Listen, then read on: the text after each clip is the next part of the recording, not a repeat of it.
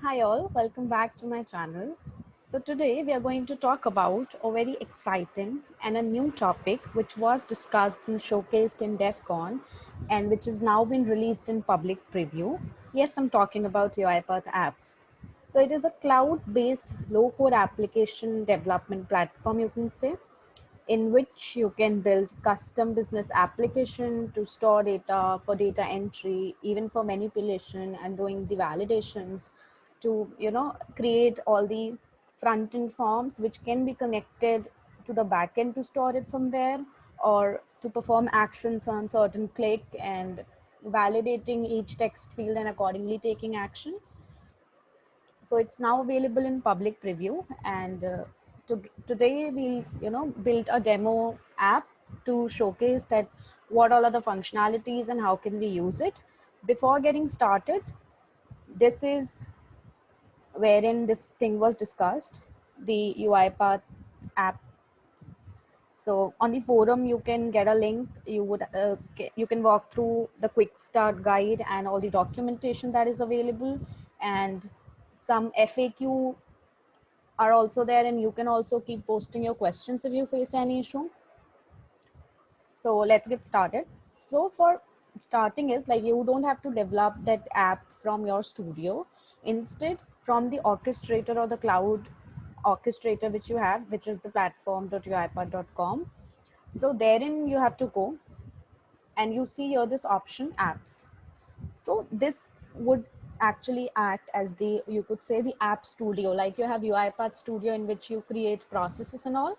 So similarly, you have App Studio in the cloud orchestrator or cloud.uipath.com, from wherein you can build apps. So you'll just have to go to apps, and I have created, I think, two of the apps. So from here, you can click on create new and make your own app. So if I click on create new, I'll have to, name the app. You have to select a name, and you can even import your files if you have it. So I'll name an app. Let's name it demo app, and let's click on create. Okay. So as of now, even I was, trying to do certain things and try to use all the features that are available. So I'll keep on doing that and keep posting videos as and when I am successful in implementing all those new features. So what are we going to do today is we're going to make a simple login page, you can say. So it would be like the user would come, enter in its name, and it would enter its age. And if the age is above a certain age limit, let's keep it threshold to be 18. So if it's above 18, then we'll open, you could say, a voter website from wherein the user can go register himself or herself for voting. And if the age is below 18, because that's not the voting age, then a user would get a prompt, or you can say a error message stating the same, that you do not fulfill the requirement of the age. So let's get started. So this is the container, or you can say, wherein you're going to place all your input, text field, labels, and all the buttons and all. So this is the container. Okay. So I can, I will select it and I can drag it anywhere, wherever I want to place it. Like this, you can drag it anywhere. So let's keep it here. And this is from where you can add controls. So if I click on add new controls, I get an option of input, display, containers, and icon. So in input, I've got all this: text box, text area, date picker, slider, all those things. Similarly, in display, I have got all these things. So let's drag in a header, and you see this blue line. So this blue line actually indicates where your header is going to be placed once you leave it. And from here in text, so there's this default, you could say, a placeholder for all the labels and for all the input control you drag in, but you can obviously rename it. So I'll rename it from here, and I'll say login page for voter. Okay. And then I can go to style, and I'll say center align this thing, and I'll say I want to, increase in the size.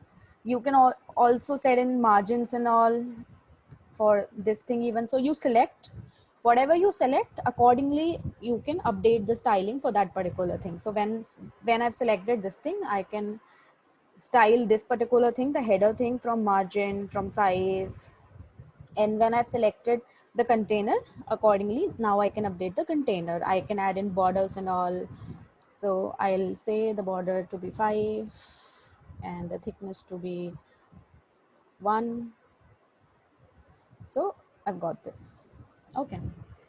So now in the container, I have to keep adding other things like all the other controls. So let's go. So let's drag in a label. So you see the blue line. So as in when I'm going to drop this thing, it would be added here. So I'll go to general. I'll change this thing to, I'll say enter your first name.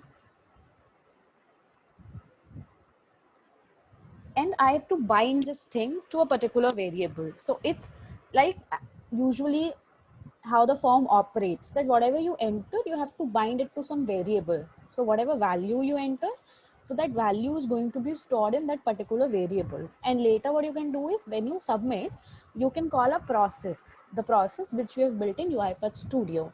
So you will get these values from here to those variables, and then those variables you can pass to a process which you have developed in UiPath Studio, and accordingly store them in an Excel or store them in database, or forward it to some other workflow to do the further processing. So I have created, this is now the label. I can do the styling of the label as we've done for the other thing, size and all, how I want to keep it, large text, normal text, small text, margins and all. And now what I'm going to do, that I have added a label, now I have to add a text box. So let's drag a text box, and yeah. So once I have this text box, now what I want to do is I have to bind whatever value the user enters in first name, I have to bind it to some variable. So that is only useful when you actually is using these values somewhere, or you're storing these values somewhere. So as of now, we are not going to connect the process to this thing. And also why are we not going to do this is because I'm facing some issue, because the robot.js add-on, you have to install it, and that is not getting installed. I have even raised a thread for this thing that I'm not able to do this. So once this issue is fixed, I am going to show that how add in or connect your process with the app you have created, so that you can use all the values further in the process.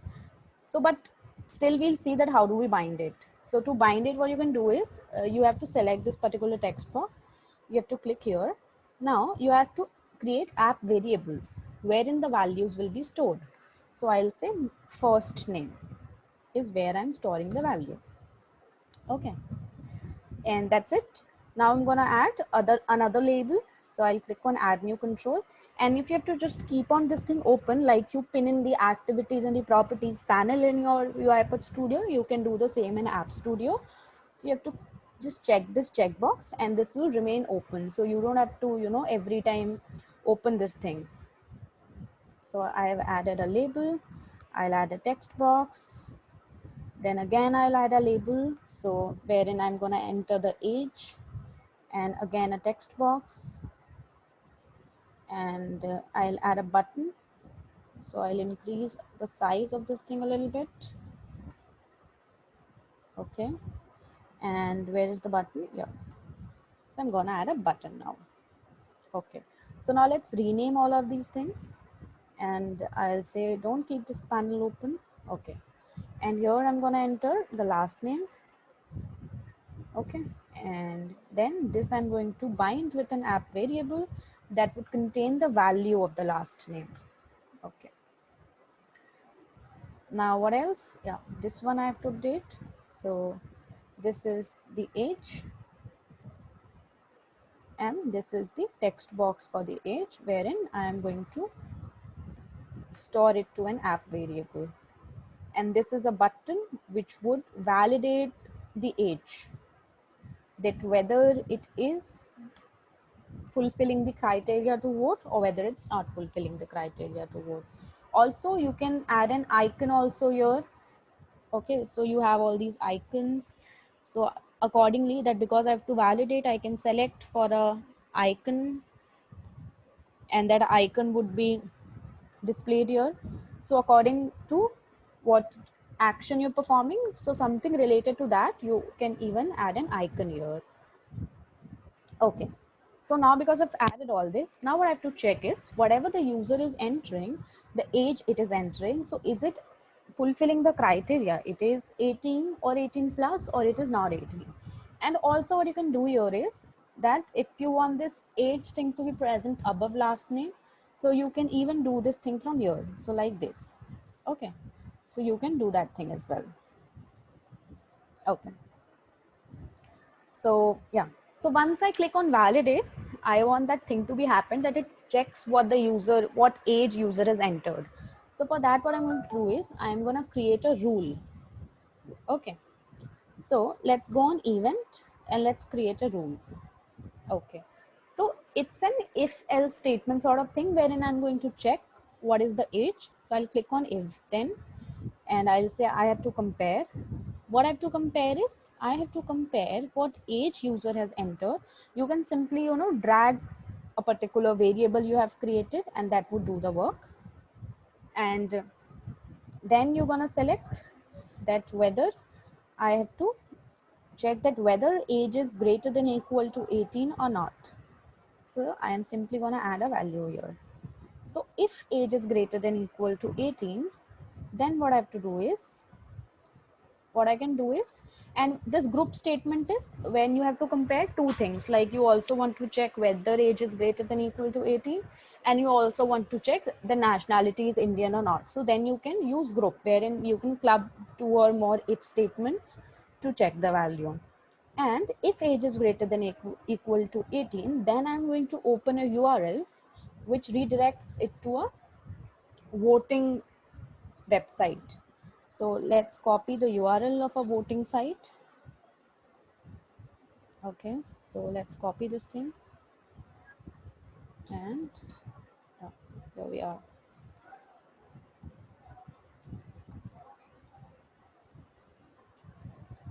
So let's paste the URL here, and we can select here that we want to open it in a new tab or not. We want to open it in a new tab, so we've selected this. So we're checking that if age is greater than or equal to 18, then open this URL. Okay. Else, if age is not greater than or equal to 18, then what we want to do is we want to show a message to the user that you're not fulfilling the requirement. Okay, so we say that requirement not fulfilled, and the message is that age is less than 18. Okay, and this we want to select the type, like if is it an information, is it a success, is it a warning, or is it an error. So we say that it's an error. And you can select this thing auto dismiss, so the pop-up would appear, and it would showcase that requirement not fulfilled, age is less than 18, and the pop-up would then disappear after 5 seconds, and you can obviously customize this thing. And also you must have sometimes seen in a lot of forms is that though the message also appears, but that particular thing, or you can say that particular checkbox, comes in red, so that if the form is very long and you have just print or pop up a generic message that you've not fulfilled everything or all the fields have not been correct, so you can do that, and accordingly you also highlight that particular text box or that particular label which is not correctly filled with a red borders. So you must have encountered that thing a lot many times in forms. So the same we are going to do is that we are displaying a message that requirement not fulfilled, age is less than 18, and we are also going to show that particular thing in red. So for that, what you're going to do is you're going to set the values, and whose value you're going to set is you're going to set age value. Okay, and you'll set it with this thing, the red thing. So if I say red, let's see, or I think I should get an option here of, to set the color. It is available somehow. I'm trying to see how. else, set values. Yeah, you click on this control thing and you get this entire option. And now I have to highlight the text of the age thing. So you see, for this last name, this is the text color, text hidden. And for this age thing, you get all these things on the text box present for age. So I'm going to say color of this should be red. Okay, you can name it here, red, green, blue, whatever you want to. Okay, so now our app is ready, and to preview it, we'll click on preview from here and we'll see that it is actually functioning well or not. Now let's enter the details.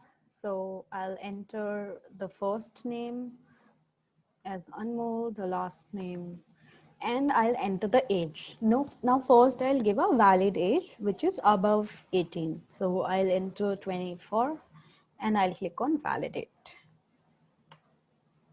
So it has opened that nsvp.in site because that's what we've done, that we have redirected to this site in case if the age is valid.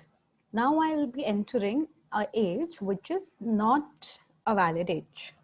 So I'll enter 14 and I'll click on validate. So it is saying requirement not fulfilled, age is below 18. And you see that this 14 is now in red color because that's also a styling, or you could say a setting which we've done. So this is how you create the front-end forms, or you can say the login page. And similarly, you can create multiple pages with the form or of the application. And I'll soon be exploring more things which we can do with the forms and keep posting video about the same.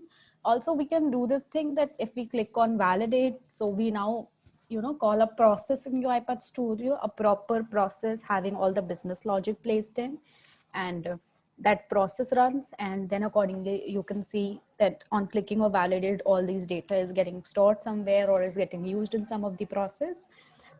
I'll soon come up with that thing. As of now, I am facing little issue in the JS add-on, and I am following up on that issue. As and when that issue gets fixed, I'll come up with another video. So till then, stay tuned. Enjoy this low-code app platform feature of UiPath, and don't forget to like, share, and subscribe to my channel. Thanks for watching the video.